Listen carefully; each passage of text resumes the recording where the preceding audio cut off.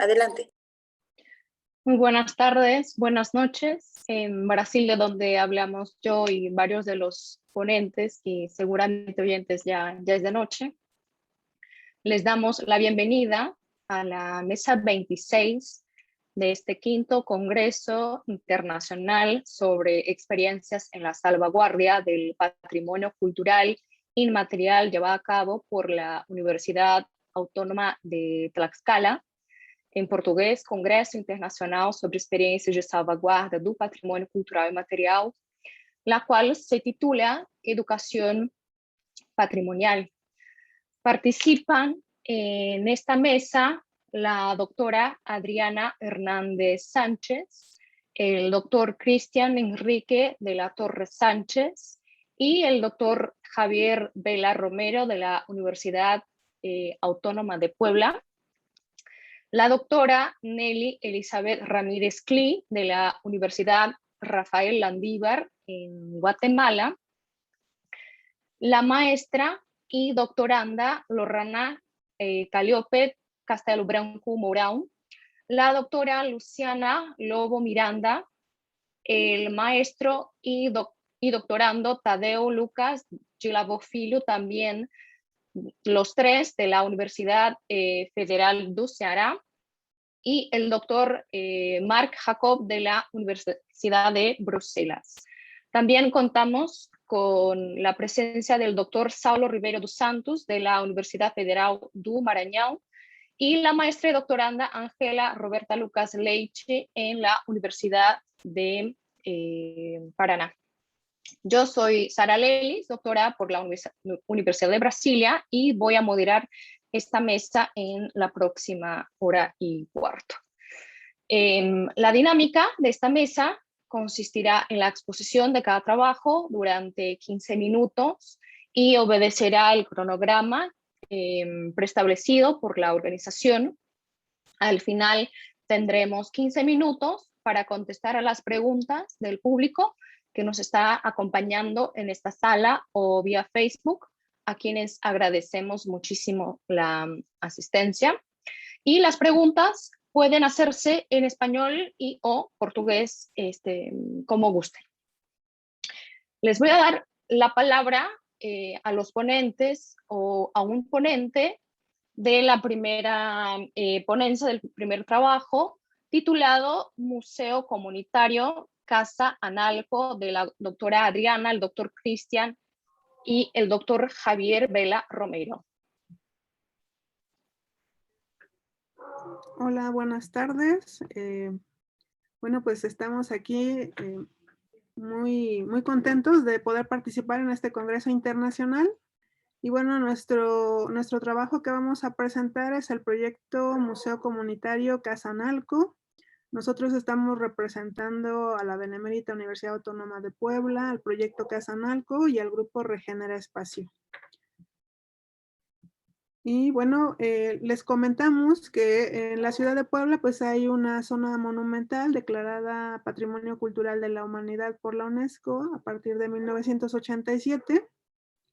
Y esta poligonal tiene pues una característica peculiar, su traza reticular, que es contenedora de patrimonio cultural material e inmaterial de suma importancia. En el siglo XVI se funda la ciudad de Puebla y bueno, en la parte central se ubicaron pues familias españolas y alrededor de este asentamiento se ubicaron los barrios indígenas que ayudaron a construir la ciudad. En el caso de la Benemérita Universidad Autónoma de Puebla, la UAP ha adquirido diferentes inmuebles en esta zona patrimonial que se concentran principalmente en el primer cuadro, en la parte norte, en la parte poniente y en la parte oriente, donde están los barrios fundacionales, pues tiene algunos inmuebles representativos. Y esto es a raíz de que, bueno, cada rector ha ido adquiriendo diferentes pues edificios, ¿no? Entre ellos el edificio Carolino, la Casa de los Muñecos, que actualmente es el Museo Universitario, la Casa Presno, que es sede del Instituto de Ciencias Sociales y Humanidades, la Aduana Vieja, del Instituto igual, María Fernanda, y hay otro edificio muy particular que actualmente se le denomina Casa Analco, además del edificio Memoria Universitaria que está en el barrio de Analco. Y bueno, el barrio de Analco, como comento, es un barrio fundacional que se crea desde el siglo XVI y su nombre, bueno, significa al otro lado del río.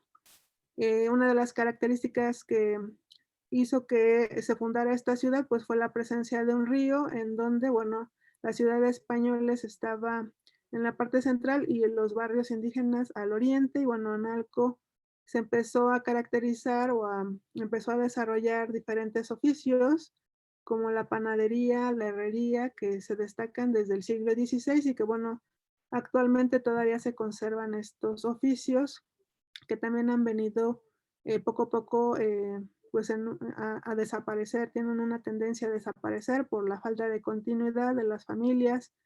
Y bueno, en este barrio, la Benemérita Universidad Autónoma de Puebla pues tiene un espacio que adquiere y bueno, está destinado a lo que es la Facultad de Arquitectura. Es el primer edificio que tiene la Facultad de Arquitectura y bueno, este edificio se caracteriza por tener un patio central y bueno, alrededor de él, pues algunas crujías.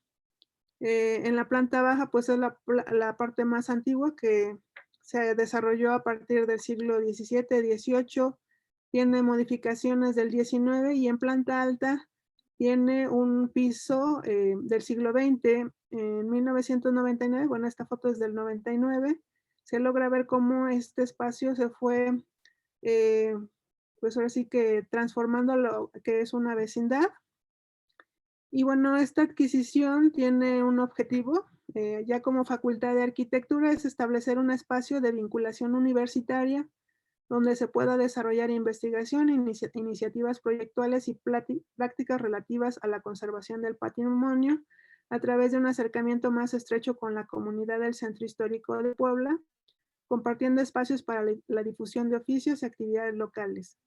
Se pretende dotar al barrio de un espacio de encuentro comunitario, un inmueble que figure como un espacio relevante para la zona, que promocione la historia, los oficios, la arquitectura y las actividades de hoy en día. Un espacio universitario que se abre hacia la comunidad en términos de educación no formal.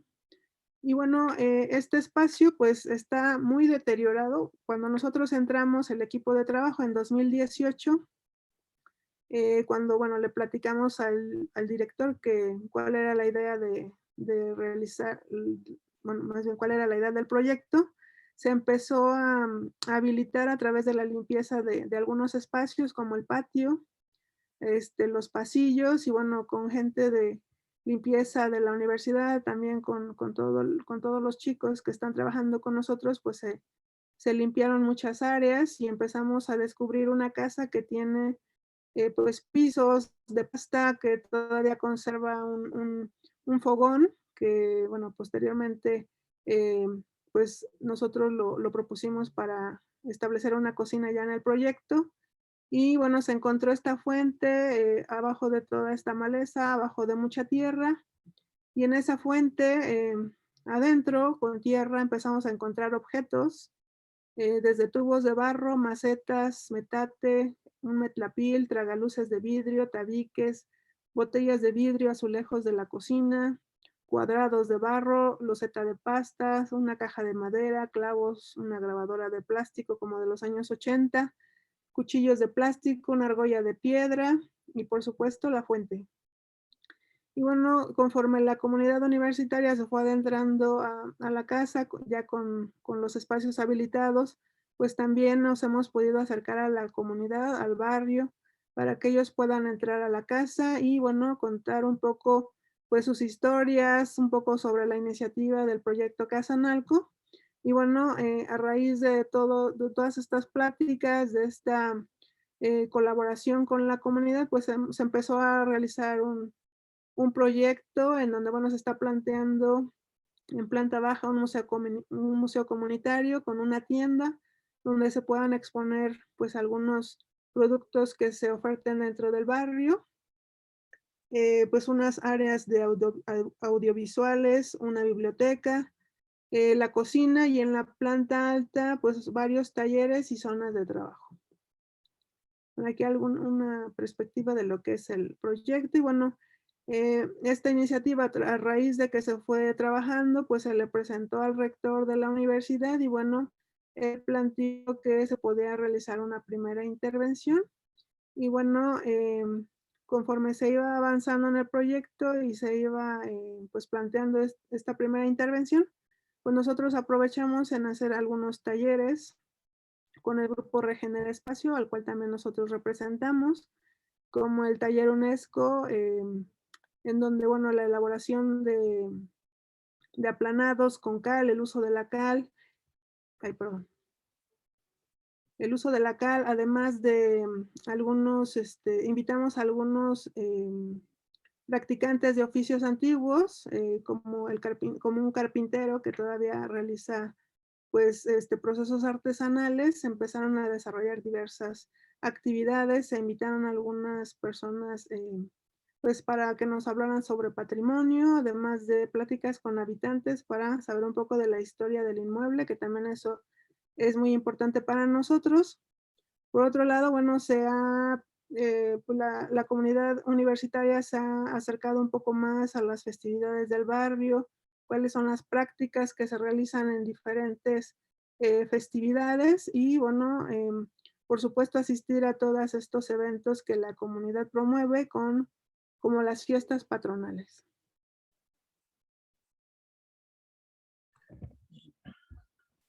Buenas tardes, mi nombre es Cristian de la Torre. Muchas gracias por la oportunidad de presentar este proyecto en nombre del grupo de Casa Analco. Bueno, en lo que respecta al proyecto del Museo Comunitario, bueno, pues es una situación un poco no tan habitual, ¿no? Que en un edificio que es parte del patrimonio de una universidad se dé la posibilidad de apertura para un espacio, ¿no? De vinculación comunitaria.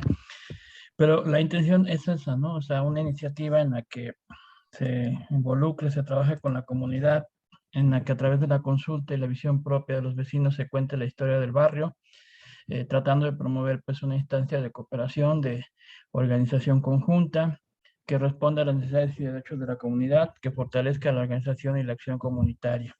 En esta situación, pues bueno, habrá que gestionar más adelante, ya cuando el proyecto de Casa Narco concluya sus etapas de intervención física, pues el cómo va a ser la custodia, la gestión de este espacio, de este museo comunitario, ¿no?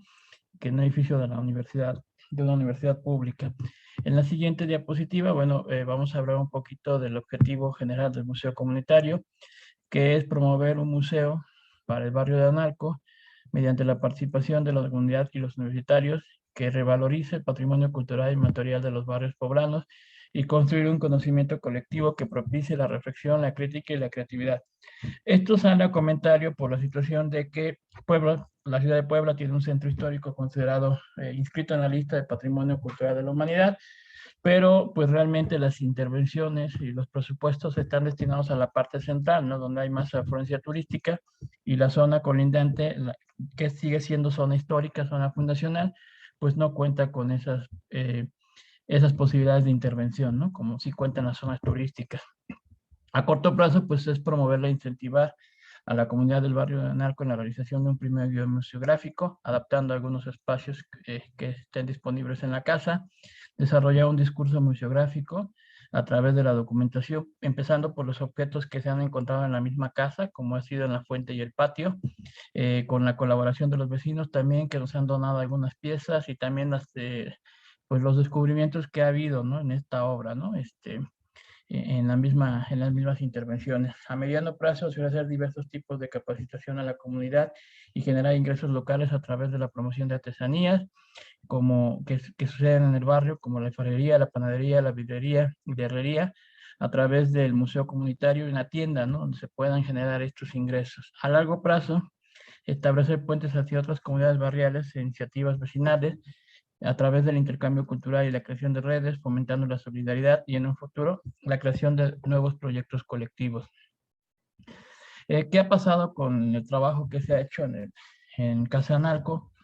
Pues que el museo comunitario pues parte de los objetos materiales que se han encontrado en la casa, pero también los testimonios y las historias que han ido contando los vecinos, ¿no? Hay que tomar en cuenta algo, es una casa, el inmueble está a resguardo de la Facultad de Arquitectura, Estamos hablando que el equipo, pues en su mayoría está conformado por arquitectos o especialistas en áreas relacionadas a temas de arquitectura y urbanismo. Ha sido también un tema de capacitación en temas, en otro tipo de temas a los que no estamos acostumbrados habitualmente y que, bueno, ha sido interesante la dinámica con los estudiantes de licenciatura, este acercamiento, esta comunicación. Pues después de eso ya teníamos algunos elementos para generar un primer guión que se trabajó antes del inicio de la pandemia de COVID y que, bueno, ya estaba listo para presentarse en una exposición, en una primera exposición temporal. Las dinámicas pues han sucedido recopilando objetos, recopilando historias, también pues con estos mapas mentales en donde pues estos talleres pues han permitido conocer más aspectos de la vida cotidiana del barrio, la donación de objetos por parte de los vecinos que también nos cuentan mucho de la vida cotidiana en la década de los 30, 40, 50 y 60, que también nos cuentan la historia de la casa y una transformación de la ciudad en esa época, cuando la ciudad se expande, o sea, sale del centro fundacional y se expande. Y bueno, Casa de Analco pues es parte, ¿no? De ese límite, ¿no? De la ciudad antigua con la ciudad que crece, ¿no? También pues la documentación ha sido muy interesante para los estudiantes de arquitectura, pues acercarse a un archivo por primera vez. Recordemos eso, somos un área que poco visita los archivos, los arquitectos y los urbanistas. Eso ha sido una dinámica interesante, también fomentar otro tipo de especialidades o dinámicas con los estudiantes, pensando también en una formación a futuro. El acervo fotográfico con el que contamos en el archivo municipal, pues también nos permite, ¿no? Contar esta historia, ¿no? De donde un barrio o un inmueble ha sido testigo de esa transformación de la historia de la ciudad y sobre todo la vida cotidiana. ¿Qué pasaba con la vida cotidiana? También esto ha permitido documentar esa situación de vulneración, de vulneración que tiene el barrio, a pesar de que está a 1 kilómetro del centro de la ciudad, de la parte más turística, también hay condiciones difíciles en aspectos sociales, económicos, y bueno, teníamos ya este primer guión, ya había una posibilidad de hacerlo en uno de los espacios en los que se podía. Como pueden ver ustedes en las imágenes, pues es un edificio pues con un deterioro físico, con un daño físico en ese entonces pues no tan severo, que después de un sismo que tuvimos en el 2017, ya fue necesario acelerar el procedimiento de intervención. Pero bueno, aquí está, esta es el patio de Casa Narco, previo a la primera intervención.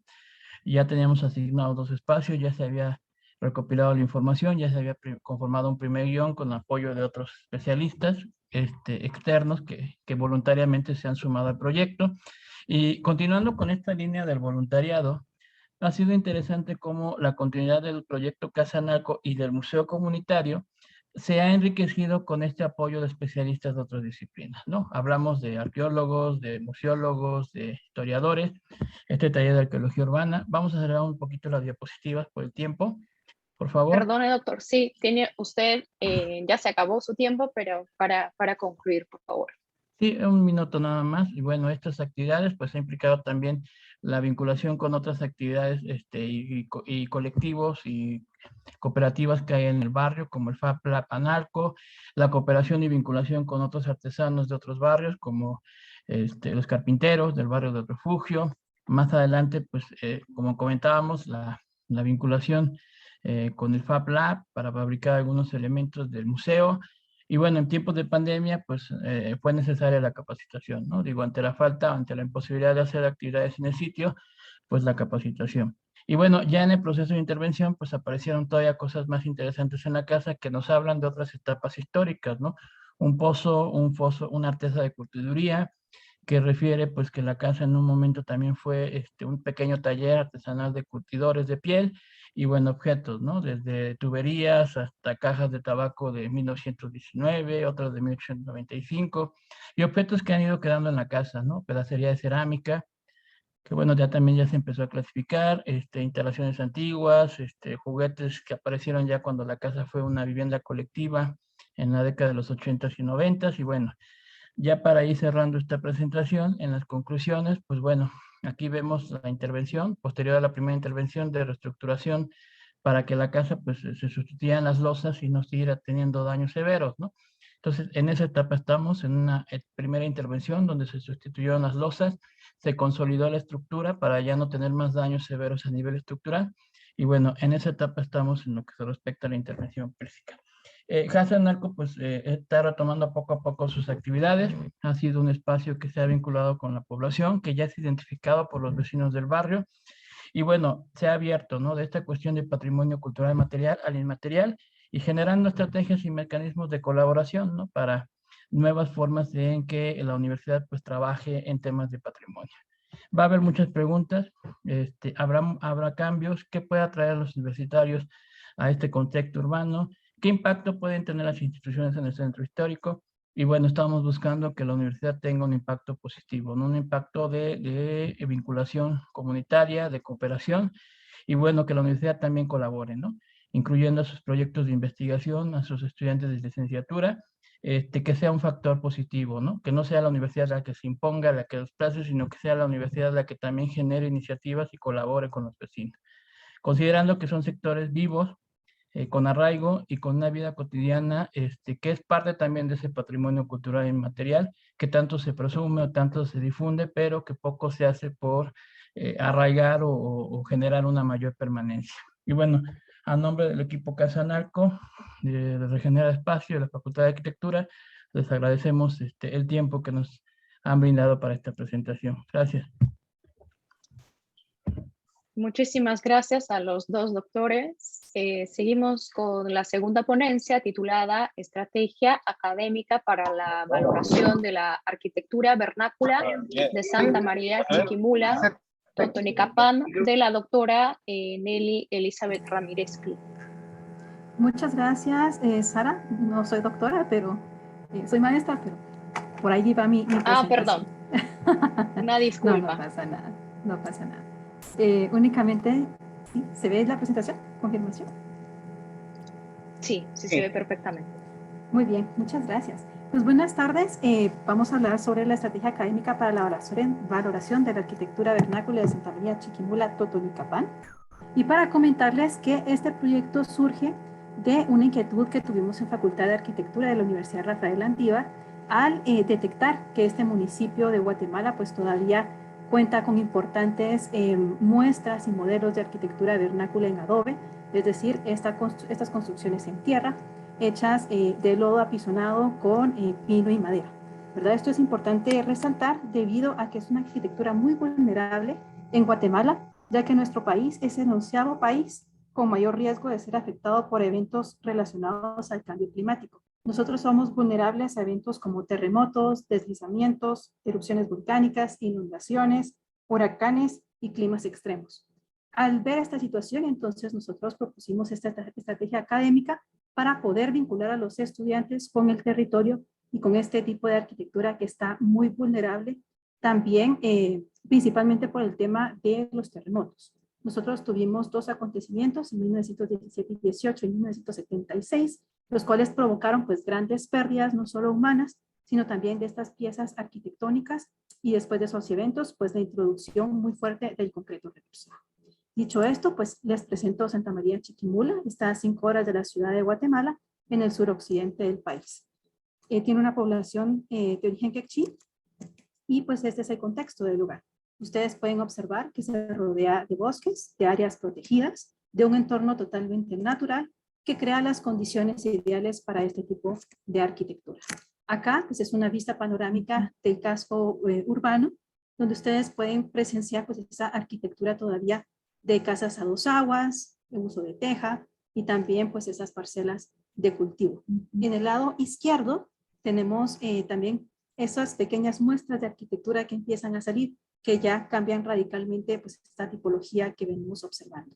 Y en el extremo derecho pues ven la iglesia que tiene más de 400 años. Acá un ejemplo de la arquitectura que está en peligro y que todavía podemos encontrar este tipo de tipologías. Acá ya más en el área rural pues seguimos observando este tipo de arquitectura, como también se conservan esos espacios de cultivo que tienen los campesinos en el lugar. Entre los antecedentes pudimos encontrar en documentaciones, por ejemplo en este artículo de prensa, que se menciona a Santa María Chiquimula como de esos lugares que aún conservan este tipo de arquitectura que es bastante importante y relevante. Y no únicamente el objeto en sí, sino también la técnica constructiva, que fue lo que más nos llamó la atención. Por ejemplo, cuando nosotros llegamos, ya con el equipo de estudiantes, justo en ese momento esta familia estaba construyendo un módulo nuevo en su terreno, debido a que uno de sus hijos pues se había casado y entonces había que construir un espacio nuevo para que viviera con su familia. Ese contexto es entonces que el municipio aún conserva arquitectura vernácula y patrimonial en un contexto de áreas protegidas. Todavía está la técnica constructiva que se realiza en familias, sin embargo, podemos detectar que hay una debilidad de sismo resistencia y también que los estudiantes de arquitectura hasta ese momento no se habían enfrentado a una experiencia constructiva de este tipo, ni tampoco habían tenido contacto con portadores de cultura que todavía tuvieran estos conocimientos de técnicas constructivas.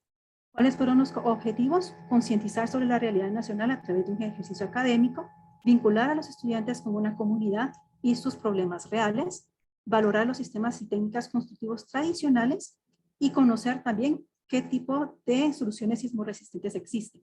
Nos quedó pendiente esta última fase, que fue la de socialización, debido a que en el año que se hizo el proyecto tuvimos una tormenta tropical que nos impidió salir al interior de la República y poder culminar con ese proceso.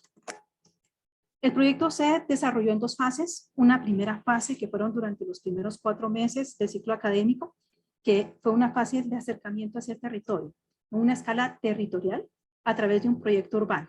Se realizó entonces o se concretó en una propuesta de plan maestro de ordenamiento del casco urbano de Santa María Chiquimula, en donde los estudiantes pudieron conocer cuál era ese contexto natural, a qué se dedicaba la población, cuál era su arquitectura y todas las dinámicas urbanas y rurales del municipio. En una segunda fase, entonces ya nos acercamos a una escala más local a estudiar principalmente la vivienda vernácula en adobe. Y uno de los productos de esta segunda fase pues, fue la elaboración de maquetas tipológicas de la vivienda utilizando pues, materiales del lugar y mostrando pues, esas técnicas sismorresistentes en adobe. Los actores que incidieron en el proyecto, pues el Departamento de Arquitectura de la Universidad Rafael Landívar y sus estudiantes. En esta primera fase fueron 80. También tuvimos un actor estratégico y fue el Centro Fe y Alegría número 49. Esta es una institución que es jesuita y la universidad, al ser jesuita, pues tiene el Centro Fe y Alegría justamente en Santa María Chiquimula, y el padre Ignacio Lasco, que es quien lo preside, pues ha tenido contacto con la comunidad y ha sido ese enlace entre la institución académica y el territorio. Así que teníamos las puertas abiertas, la universidad ha actuado en diferentes programas ahí con la comunidad, entonces digamos que fue una manera bastante fácil y también nos ayudó bastante para poder concretar el proyecto. Y obviamente también la comunidad de Santa María de Chiquimula, que fue muy abierta, nos recibió muy bien y tuvimos oportunidad de hacer varias actividades con ellos. La primera fase, entonces, fue una fase de valoración de la arquitectura vernácula desde lo urbano. Pensamos entonces, como ya les comentaba, en una visión amplia de conocer el territorio y sus dinámicas culturales e identitarias para poder comprender cómo es que trabaja el municipio y cómo se desarrollan sus habitantes. Tuvimos una etapa de investigación, caracterización y diagnóstico, luego se concreta en propuestas de diseño para finalmente sí presentar y entregar resultados a la comunidad. En esta primera fase se hizo la investigación documental previo a los viajes de campo, luego se hicieron ejercicios de observación en sitio, trabajo de escritorio, identificación y mapeo de inmuebles vernáculos, teníamos que identificar esas piezas de arquitectura vernácula existentes de valor patrimonial, también el reconocimiento de la técnica constructiva, como les comentaba, hay personas que todavía tienen el conocimiento de cómo se construyen estas casas, y este ejercicio se acompañó de aplicación de herramientas de levantamiento de información. Aplicamos encuestas, entrevistas, conteos, cartografía social y el registro de la arquitectura patrimonial. En la fotografía superior, ustedes pueden observar cómo los estudiantes estuvieron aplicando la cartografía social a los líderes comunitarios. Aquí se encontraban personas que se dedicaban a la agricultura, maestros, el alcalde comunitario y otras personas líderes de la comunidad. También tuvimos la oportunidad de observar ese proceso constructivo que les comenté al inicio, y aquí ven ustedes a los estudiantes cómo hacían preguntas a las personas, cómo las personas también se mostraron abiertas a poderles enseñar esa técnica en vivo de cómo se hacían los bloques en Adobe. Los hallazgos de esta primera fase, entonces se concluye que no existe un proyecto de ordenamiento territorial. Hay, por tanto, intervenciones urbanas y arquitectónicas sin parámetros, como en la fotografía que podemos ver del lado derecho. Hay un déficit de áreas verdes dentro del casco urbano, pero también detectamos que hay una migración de habitantes tradicionales hacia los centros urbanos. Y una cosa también bastante curiosa es que el aumento de construcciones de concreto reforzado está relacionado a un mejoramiento de estatus socioeconómico de las personas. Nosotros entramos con la idea de que podía deberse a la arquitectura de remesa, así le llamamos nosotros a la arquitectura que surge de los ingresos obtenidos de familiares que viven en Estados Unidos y que adquieren estas características. Sin embargo, después de aplicar las herramientas nos dimos cuenta que no había muchas personas con familiares en Estados Unidos, sino que responden más bien a la percepción que tienen ellos de mejorar su estatus social con este tipo de arquitectura de concreto reforzado, dejando por un lado la arquitectura en Adobe. Se concluyó esta primera fase con un plan maestro que, entre otras cuestiones, pues propone el diseño de una plaza para el mejoramiento de la relación entre los habitantes, una infraestructura también que contaba con una terminal y el diseño de calles, también la incorporación de parques y miradores y el levantamiento de piezas de arquitectura patrimonial que se lograron identificar. Ustedes pueden observar, esas fueron las láminas de la presentación final. También se hizo el ejercicio de presentarle a la comunidad esos resultados en las autoridades comunitarias en la fotografía superior. Y en la fotografía inferior, pues la estudiante presentando hacia las autoridades también de la universidad. Acá ustedes ven dos mapas, que esos fueron mapas que nos ayudaron a nosotros en el ejercicio académico, pero que las autoridades comunitarias nos pidieron que le regaláramos porque ellos decían que se sentían muy identificados con su territorio y que sus estudiantes y sus niños pues nunca habían tenido la oportunidad de verlo de esta manera. Así que estos instrumentos que nos ayudaron a nosotros también fueron donados para ellos para que les sirviera en su comunidad. En la segunda fase, entonces vemos ya la valoración de la vivienda vernácula, propiamente la vivienda en sí. Hicimos también investigación, aplicación de soluciones sismorresistentes y la contextualización, de la realidad nacional. Se hicieron también ensayos y trabajos reflexivos para que los estudiantes pudieran tener un conocimiento muchísimo más concreto e integral de la experiencia. En esta segunda fase nos desplazamos hacia un sitio que se llama El Tejar. El Tejar es un municipio que está a 1 hora de la ciudad de Guatemala y su característica es que la técnica de elaboración de teja ya está declarado Patrimonio Inmaterial de la Nación. Entonces los llevamos a esas fuentes de extracción de materiales naturales donde se extrae para hacer la teja. También los llevamos a conocer los hornos, ¿verdad? Y cómo las personas pues todavía tienen ese conocimiento de realizar estos objetos. Miren a los estudiantes interactuando con las personas y el objetivo era de que se acercaran también para conocer cómo se elabora tanto la teja como el ladrillo y tuvieron la oportunidad de comprarle a los habitantes pues la materia prima para ellos poder realizar las maquetas tipológicas que más adelante pues les vamos a comentar.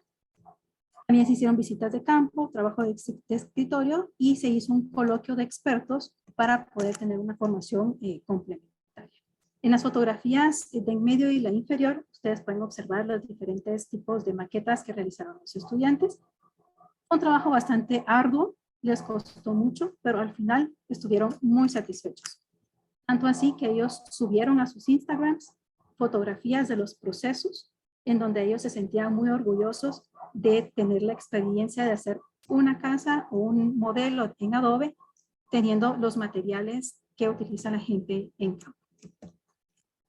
Tenemos entonces un modelo de los mejores que tuvimos oportunidad de presenciar, siempre con un cartel o una infografía que nos explicara el contexto de este tipo de arquitectura. Finalmente, y es la parte que casi siempre nos queda pendiente, es la evaluación del proyecto. Se les consultó a los estudiantes cómo les había parecido la experiencia. Y pues la mayoría, en esta segunda fase fueron menos estudiantes, fueron 51, pero el 90% estuvo en la primera fase. La mayoría, más de 30, indicaron que esta segunda parte les gustó más y consideran que el ejercicio académico les dejó aprendizajes y dijeron que sí. También les gustó mucho el proyecto, como ustedes pueden observar en la barra roja, pues la mayoría les gustó el proyecto en su totalidad. También se les preguntó qué aspectos mejoraría del proyecto y de las respuestas a resaltar, pues les gustó mucho la interacción con los habitantes, por tanto, pues quieren más tener esa experiencia y compartir con las personas del interior de la República para conocer las culturas de las distintas regiones del país. Entonces están entendiendo que somos un país multiétnico, pluricultural y esa sensibilidad que deben de tener hacia el patrimonio y cómo este se expresa de manera creativa en los territorios. Finalmente, ¿qué actividad académica le gustaría tener fuera del aula? Y comentaron la realización de una vivienda vernácula a escala real. Y esa iba a ser una de nuestras últimas fases del proyecto para concluirlo.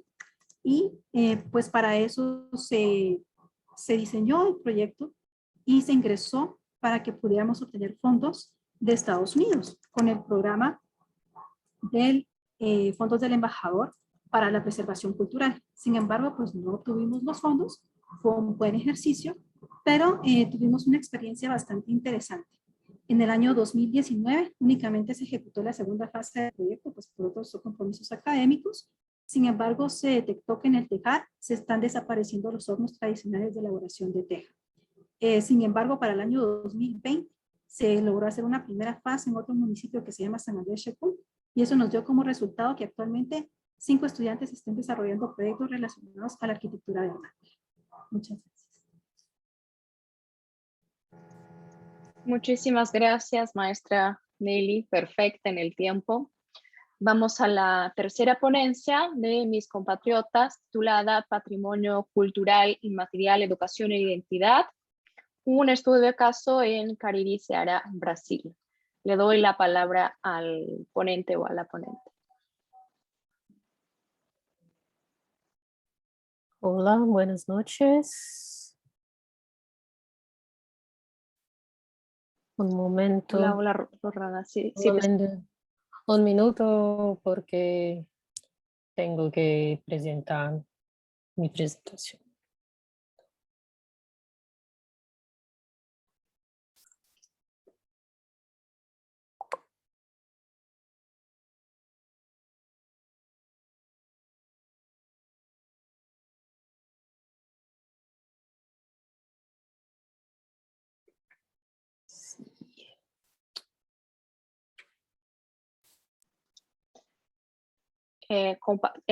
Lohana, não sei se o seu computador está em inglês ou em português, mas é compartilhar ou share screen ou compartilhar a tela, está em espanhol, compartilhar pantalla.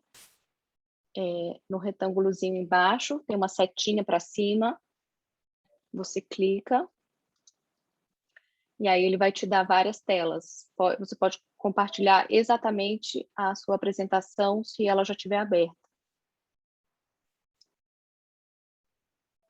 Ok. Conseguiu achar? É o meu computador que está com a configuração que não está querendo. Só um minuto. Tudo bem.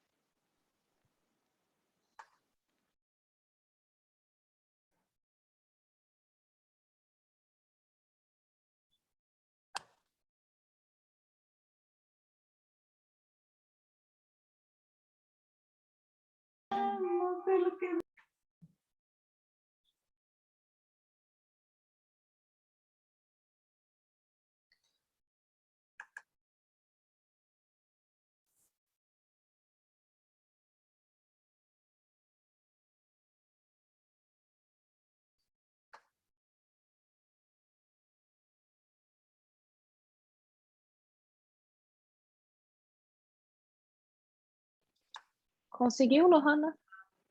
Agora?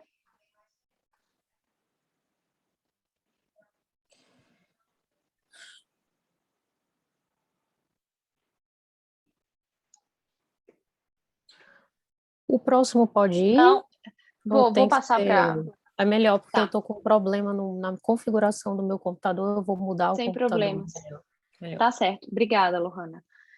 Vamos entonces a la cuarta, ¿no?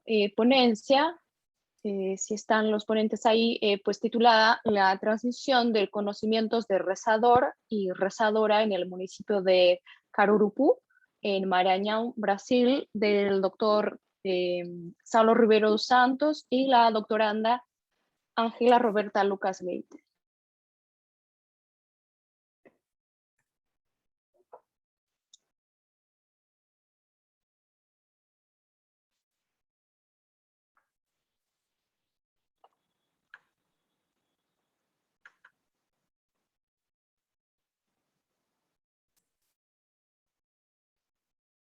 Según el nombre, no veo en la sala ninguno de los dos.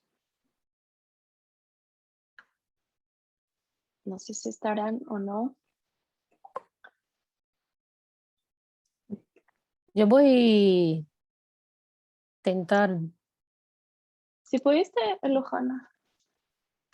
Sí, Vou si tentar quieres, de igual novo creo aqui. que no están, bueno, no, no, Tentar. o Saulo y a Ángela no están.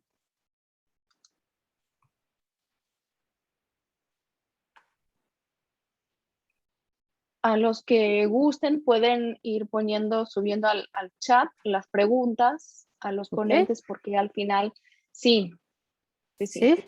al final, ajá, sí, al final vamos a, a transmitirles a ustedes mismos, que si ¿Puede gustan ver? pueden hacer las preguntas. Sí, ¿Puede ver la Luciana, presentación? sí, Lohana, va perfecto. Ajá, Ah, gracias. perfecto. Oh, gracias, gracias, gracias. Buenas noches, buenas noches. Perdón por el tiempo ahora que no puedo hacer mi presentación. Entonces, mi nombre es Lorana. Yo voy a hablar un poco sobre mi doctorado, que es el Patrimonio Cultural y Material, Educación y Identidad en Cariri, Ceará, Brasil. La región Cariri está ubicada en Ceará, Brasil, que está en el noreste el noreste de Brasil. Nosotros tenemos una diversidad de PCI en Cariri, que voy a hablar un poco. Y voy a hablar también de los objetivos, la metodología y los resultados de mi doctorado. La región está ubicada en una zona semiárida en el sur del Ceará, noreste. Tenemos 11 ciudades, pero las más importantes son Crato, Barbalha y Juazeiro do Norte. Y tenemos una expresible diversidad de PCI. Tenemos acá el mapa en el color amarillo. Tenemos la región Cariri, es en el sur del estado. Cariri es conocida por 3 ciudades: Juazeiro do Norte, Crato y Barbalha. En Juazeiro do Norte tenemos el sacerdote Cícero, el catolicismo es muy expresivo en Crato, Instituto Cultural Cariri, y el catolicismo también es muy expresivo, es muy conocido muy conocido en la región, todos los sacerdotes y las iglesias. Y en Barbalha tenemos, Barbalha es conocida por la tierra de San Antonio y la fiesta de Pau da Bandeira, que es un patrimonio cultural nacional de Brasil. Y también el catolicismo. Acá en el centro tenemos la foto de la iglesia del Rosario en Barbalha. El PCI, nosotros hablamos mucho sobre el PCI, que es prácticas, representaciones, expresiones, pero yo voy a hablar de las artes del espectáculo, porque en Cariri las artes del espectáculo es muy conocidas, son muy conocidas en la región, y tenemos 6 artes del espectáculo, que son las bandas cabaçais, o reizado, maneiro pau, pastorio, penitentes, bacamarteiros e dança do povo. Las bandas cabaçais tienen instrumentos de percusión, que son la zabumba y el box. A zabumba, podemos ver la zabumba en la derecha de la foto, acá. El box está en el centro. En la izquierda de la foto tenemos los fifes, que los fifes son similares a las flautas, pero no son iguales a las flautas, son similares. Todos los instrumentos son hechos a manos, tienen una inspiración indígena y africana, pero también tienen una gran relación con el catolicismo. Los reisados también tienen inspiraciones indígenas, africanas y portuguesas.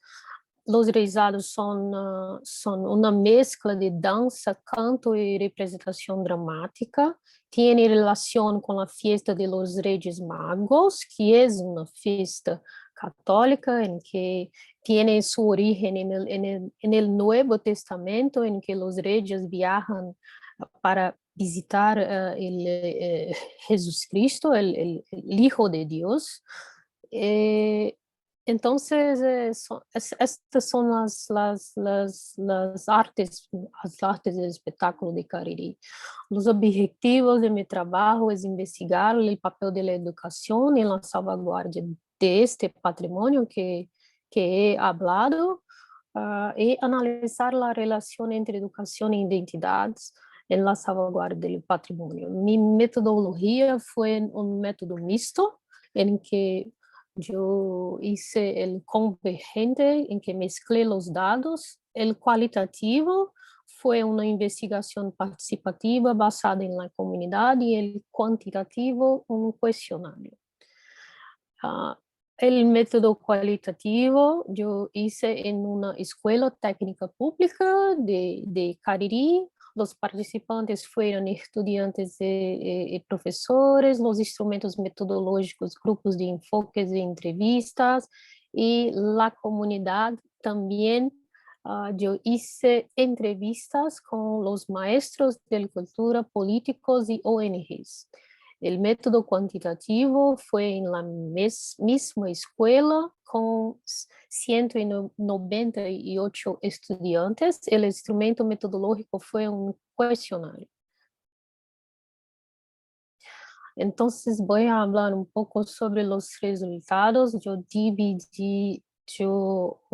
Yo repartí los resultados en tres dominios, en tres temas, en tres temáticos. En el temático, el primer tema fue el político, en que yo analicé algunos desafíos y algunas buenas experiencias.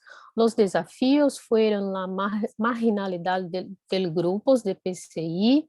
Nosotros analizamos violencia durante las actuaciones de los grupos en las calles, cuando los grupos van a actuar en las calles.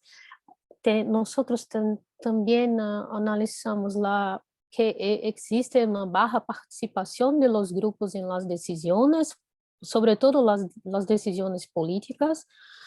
También acciones discontinuas. También analizamos que la educación, principalmente la formal, no es la principal medida de salvaguardia. La principal medida es el registro mediante las listas. Y la lista que tenemos en el estado de Ceará es la ley de maestros, que identifica a los maestros y al PCI. Y también identificamos poco apoyo financiero. Las buenas experiencias fueron el fortalecimiento comunitario, la educación informal mediante las ONGs, también algunas prácticas sustentables y el fortalecimiento de la comunidad mediante algunas acciones de las ONGs.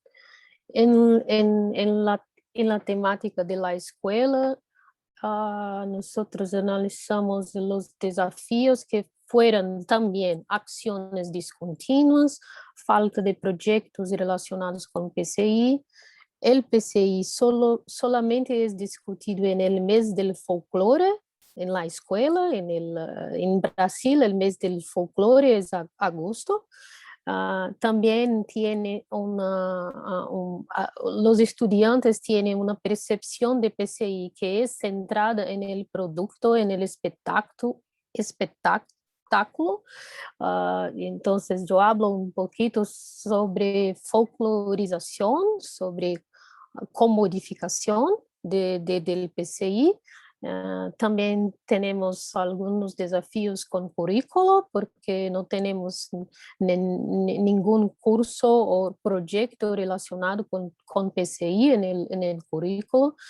Tenemos también algunos conflictos entre ciencias humanas y ciencias exactas, que por supuesto las ciencias humanas no son tan agradables para la escuela, no son tan...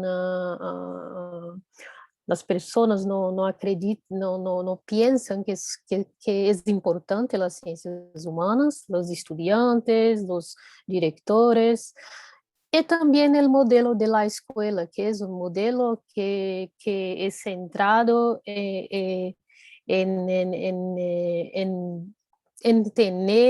tener algo relacionado con un probable ascendencia profesional, y no la escuela como un espacio para aprender la cultura. Las buenas experiencias fueron fortalecer la transmisión de PCI mediante las acciones de las ONGs en las escuelas. Nosotros, en la escuela tuvo un curso técnico de gestión cultural que no está más funcionando en el momento, fue extinto, pero durante este termo fue una buena experiencia.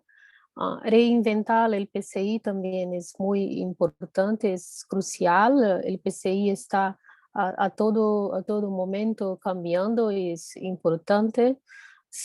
Y también solidificar el acceso a la información. En esta tenemos acá una frase de un estudiante que dice que los maestros de la cultura son las cerezas en el pastel de las fechas conmemorativas de la escuela. Entonces solamente están lá para el espectáculo, para algo, para se presentar, no para discutir sobre el proceso, sobre o que es el realizado, sobre cómo el realizado o la banda cabaçal está cambiando.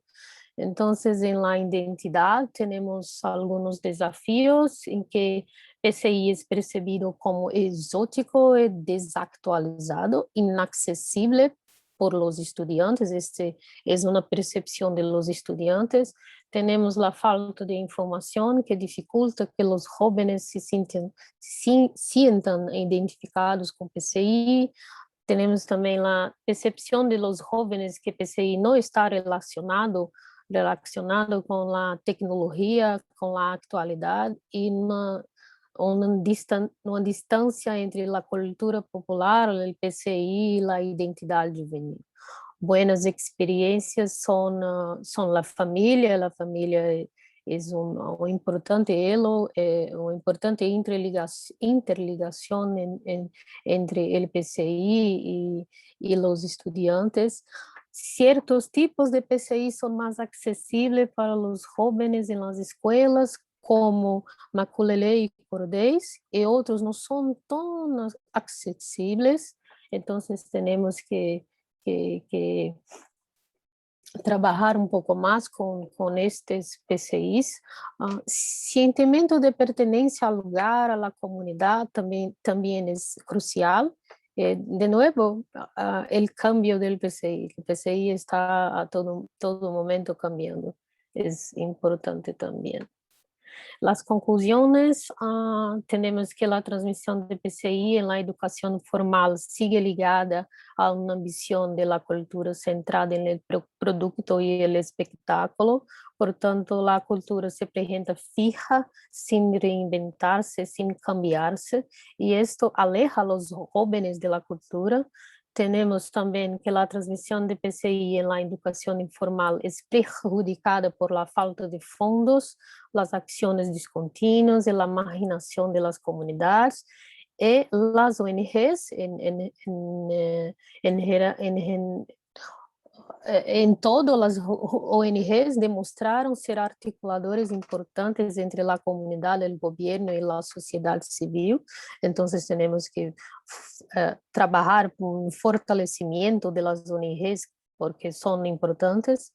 Por lo tanto, el fortalecimiento de la comunidad, de las políticas públicas continuas y sistemáticas y el cambio en la forma en que estamos transmitiendo el PCI en las escuelas son cruciales para la salvaguardia eficaz del PCI. Gracias. A ti, Lorrana, muchísimas gracias. A ver si están Saulo y Ángela. No sé si estarán Saulo y Ángela. Si no, pues a los que les guste hacer preguntas, por favor pueden utilizar sus micrófonos. Ya tenemos entonces el primero, Julio César Constantino. Hola, muy buena tarde a todos. Escuchando con atentimiento a la segunda ponente, bueno, a todos, ¿no? Pero la segunda ponente me llamó la atención, que hablaba sobre Guatemala y su objetivo de valorar una arquitectura llamada vernácula o nativa de la comunidad de Chiquimula. Me llamó la atención Totonicapan, porque en mi caso soy de el municipio de Papantla y nuestra región se llama Totonacapan, entonces varía por una letra. Y bueno, sabemos que es de origen náhuatl la palabra y en Guatemala pues también la cultura náhuatl por ahí estuvo, ¿no? Ojalá nos pudieran decir qué significa Totonicapan en principio. Y el comentario, escuchando con detenimiento, decía, veo las similitudes que hay entre Guatemala y México, al también usted señalar que Guatemala es un país multiétnico y pluricultural, al igual que México, lo establecen las propias leyes, y en esa protección que buscan y sobre todo valorar la arquitectura nativa de las comunidades, donde vemos que hubo una interacción con los líderes comunitarios, con los estudiantes, la pregunta sería, ¿han aterrizado esas pláticas con los líderes comunitarios a través de sus reglamentos internos? En el caso de México, pues en muchas comunidades, sobre todo indígenas, cuentan con ese instrumento, reglamentos internos donde las propias personas hacen uso de sus opiniones para establecer esas reglas. Entonces, esa protección o valoración, ¿no la han establecido en sus reglamentos? Esa sería la pregunta. Muy bien, muchas gracias, Julio César. Este fue un primer ensayo, un primer acercamiento al territorio. Como mencionaba, pues tuvimos la ventaja de tener en campo, pues esta organización Fe y Alegría, que es jesuita, y entonces tuvimos la facilidad de tener ya abiertos los canales de comunicación con ellos. Sin embargo, Totonicapán es un territorio muy especial porque fue golpeado por el conflicto armado interno, y allá pues hay dos figuras importantes, la alcaldía comunitaria y la alcaldía municipal. Son dos figuras totalmente diferentes. Una se encarga pues de los asuntos municipales y digamos que las personas que quedan dentro de la alcaldía pues sí son a través de la votación, mientras que la alcaldía comunitaria pues se maneja de manera diferente, ¿no? Ya con sus propias leyes de los pueblos originarios. Por tanto, pues este primer acercamiento fue directamente con la alcaldía comunitaria, porque hay ciertos roces, o por lo menos en esa época habían ciertos roces entre estas dos figuras. Y la figura del padre, pues tenía más comunicación con el alcalde comunitario y con las personas que le acompañaban en ese momento. Esta primera aproximación pues fue así, fue bastante rápido, la verdad. Y pues todavía hace falta trabajar un poco en el proyecto. Se logró concluir durante todo ese año, sin embargo, pues se vio interrumpido por varias circunstancias, pero sí que es necesario poderlo retomar porque tenemos potencialidad ahí. Y el proyecto ya se había socializado con otras personas para cuando se quisieron adquirir fondos para poder tener por lo menos un modelo a escala 1:1, pequeñito, una especie de museo y poder ir alimentando pues esta parte. Así que nos hace falta todavía ese recorrido, ¿no? Y en Guatemala pues no está normado el tema de arquitectura vernácula, porque también hay mucha controversia sobre este tipo de sistema constructivo, así que es un camino bastante largo todavía el que hay que recorrer. Muy breve, ¿el término Totonicapan tiene algún significado? Porque le decía, pues, pertenecemos en este caso México, a una región llamada Totonacapan. Agua caliente arriba, si no estoy mal. Ese es el significado que nos vamos a identificar. Ok, gracias. Sí, en náhuatl totónica es agua caliente y pan el lugar del agua caliente. No quiero meterme, pero muy bien, gracias. Ángela, le doy la palabra a Ángela. Ángela Sharon. Tal? Muy buenas noches. La ponencia estuvo muy interesante. Saludos desde Perú.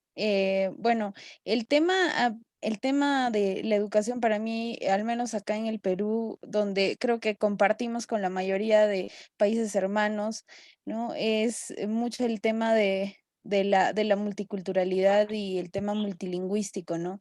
Y bueno, más que una pregunta, quería compartir la experiencia que he tenido la oportunidad de ver acá el tiempo que estoy viviendo en el Valle Sagrado de los Incas, en Cusco.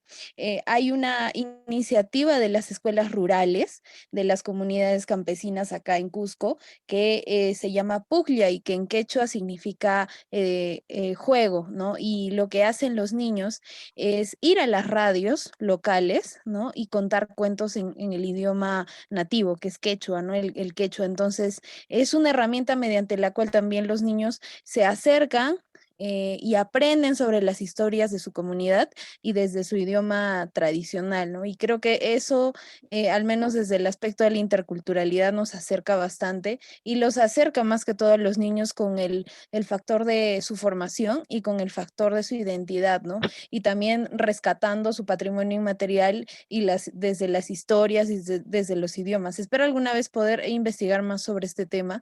Yo, si bien es cierto, he visto más lo que es festividades, pero sí me interesó mucho y por eso es que también quería conocer las experiencias de nuestros compañeros que la verdad me parecieron sumamente interesantes y que felicito desde acá.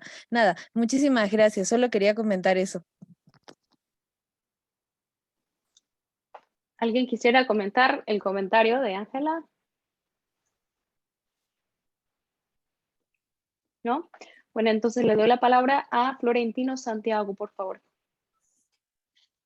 Hola, buenas noches. Les saluda Florentino Santiago desde Papantla. Sí estuve escuchando a los ponentes, la verdad es que se relacionan los temas en cuestión de arquitectura. Me llamó la atención también en la relación de los estudiantes y que coinciden en la cuestión de incluir a la comunidad. Entonces, si pudieran dar alguna relación a esos tres elementos y cualquiera de los ponentes y cómo, por ejemplo, yo como estudiante poder colaborar con algún proyecto similar o algo que ustedes traté de asimilar cuál era el objetivo, aunque me está costando un poco de trabajo porque como son diferentes contextos, pero bueno, ojalá me hayan podido captar la pregunta.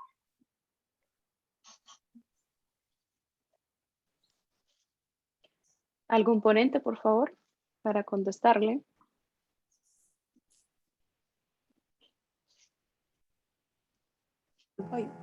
Yo creo que es muy importante poder relacionar a la comunidad en estos procesos, porque si bien en mi caso particular, la problemática o el caso de estudio vino de una iniciativa desde la universidad, sí es necesario tener esa vinculación directa, porque si no estamos trabajando de forma unilateral.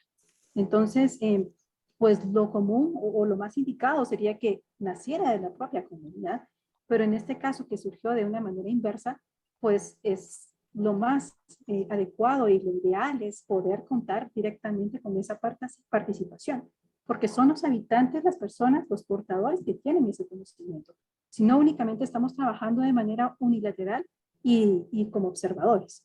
Entonces, para poder realmente abordar esta situación, es fundamental tener esa vinculación con portadores, con líderes comunitarios, hacer trabajo de campo, porque también pues hay mucho trabajo de escritorio y por ahí no podríamos obtener los mismos resultados, ¿verdad? Y definitivamente pues el apoyo también de las autoridades de las universidades es fundamental, porque nos proveen también de esos insumos que nos permiten pues abrirnos puertas. No es lo mismo que vayamos solitos a que vayamos con un respaldo de una casa de estudios que nos pueda apoyar en ese aspecto.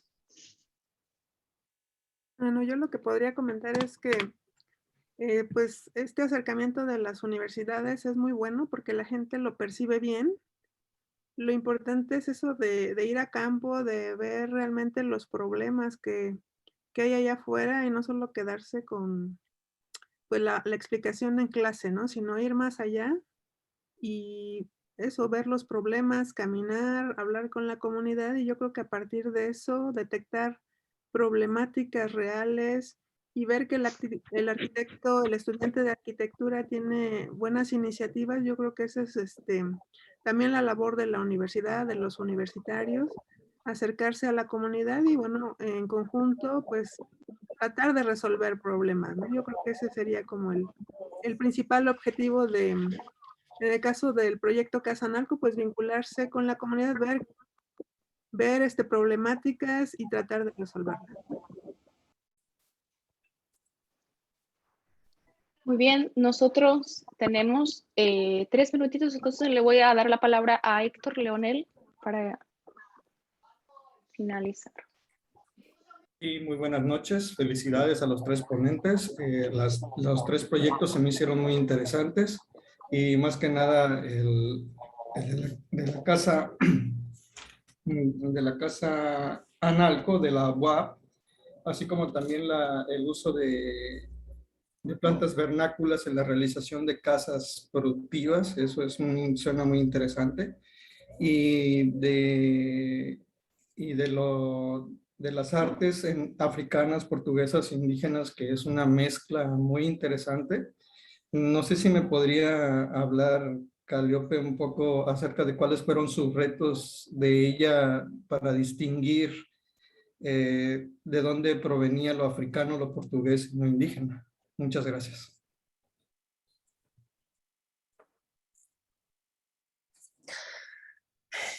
Ok. Hola. Sí, Lojana, te escuchamos. Ok. Entonces, tenemos muchos estudios que hablan sobre las artes performáticas del noreste del Brasil. En todos estos estudios, nosotros tenemos esta mezcla por lugar, porque nosotros fuimos colonizados por Portugal por mucho tiempo, ¿sí?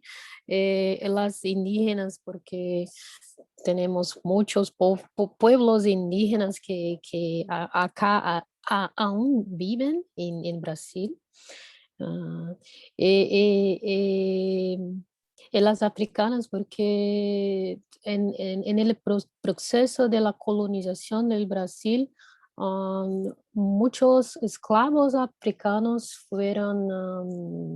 vivieron para Brasil,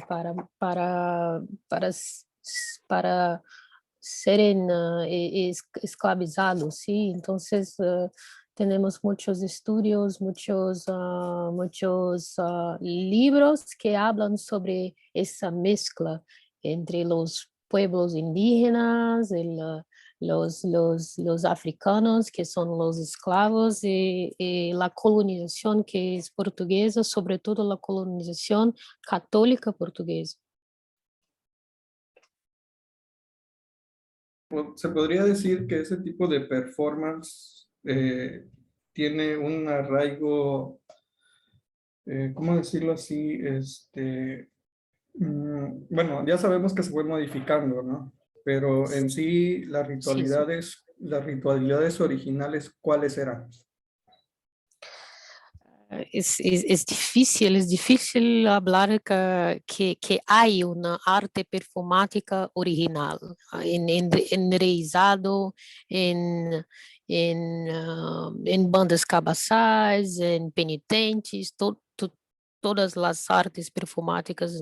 Es muy difícil decir que hay alguna originalidad. O que en mi doctorado ha analizado fue que las artes están cambiando el tiempo, todo el tiempo están cambiando, pero con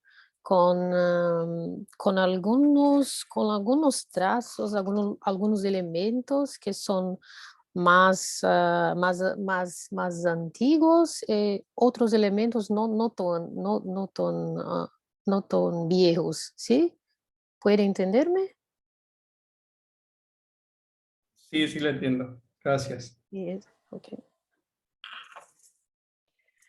Pues muy bien, tenemos, Montserrat nos dio 3 minutitos por si alguien le gustaría, quiera hacer alguna pregunta antes de que terminemos esta mesa. ¿Alguien más? Julio César. Sí, a los primeros Adelante. ponentes. Miren, en el caso de Papantla del Arte, se encuentra una comunidad llamada Serafín del Arte y existe un museo comunitario. Y la verdad nos percatamos que es difícil mantenerlo, no solo en su cuidado, ¿no? Sino en abrirlo por la poca población. La pregunta de los primeros ponentes serían, ¿cómo involucraron ustedes a los arquitectos y las demás personas para interesarse en ese museo comunitario que pretenden hacer en Puebla? Porque sí se requiere, sin duda alguna, cuestiones, ahora sí, la parte económica, pero quizás de qué otra manera lograron involucrar a más personas. Cristian, no sé si quiere contestar. Sí, hola, buenas tardes.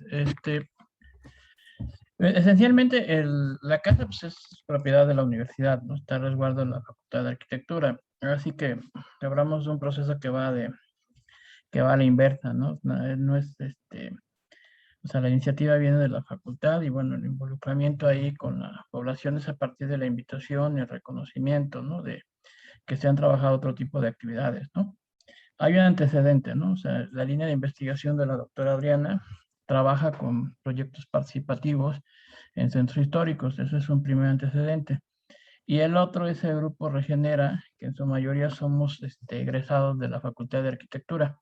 Entonces entra por un lado la línea de investigación y la necesidad, bueno, y el planteamiento de la universidad de que hay un edificio que está fuera de la zona céntrica, de la zona más turística, más comercial, y está a resguardo de la Facultad de Arquitectura, no está en medio de un barrio, ¿no? Está en la manzana principal de un barrio fundacional. Entonces hay ese antecedente que la casa es propiedad de la universidad, la Facultad de Arquitectura está en la disposición de ceder o disponer un espacio para el museo comunitario, y en el caso del trabajo de los arquitectos y demás profesiones que están ahí, es un trabajo de voluntariado.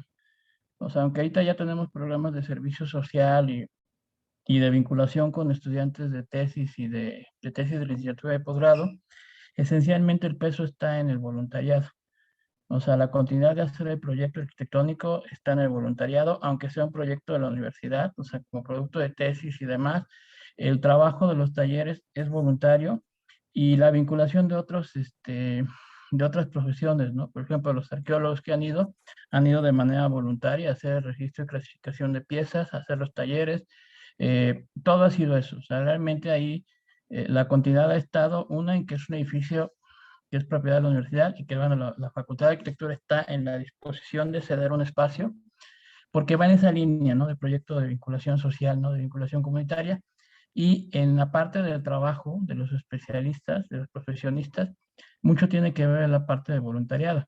Incluso hasta los que somos parte de la planta docente de la Facultad de Arquitectura, la mayor parte del trabajo que le dedicamos a Casa Narco, yo creo que el 75-80% del tiempo que le dedicamos al proyecto, los que somos profesores, lo hacemos fuera de nuestro horario de trabajo. O sea, es trabajar mucho los sábados, los domingos, a veces en las tardes, en las noches. Creo que esa es la parte, ¿no? Esa ha sido la continuidad, ¿no? Ahí por más o menos va por eso, ¿no? Ya la parte del funcionamiento del museo es otro tema que tenemos que ir trabajando en el transcurso, ¿no? De estas etapas, ¿no? Sí, Perdón, porque no al sé si final- pude Gracias, sí, responder. gracias, porque sí es complicado el mantener ese tipo Em, de museos comunitarios. sí, al final, bueno, Perdóname, pues, son las 5, tenemos que terminar, muy interesante. Perdóname, David, pero realmente Montserrat nos pide que terminemos. Pues muchísimas gracias a todos los ponentes, a los oyentes y participantes. Que tengan linda tarde, linda noche. Un saludo a todos. gracias. Gracias, hasta luego. Que estén bien. Gracias. Feliz noche. Gracias.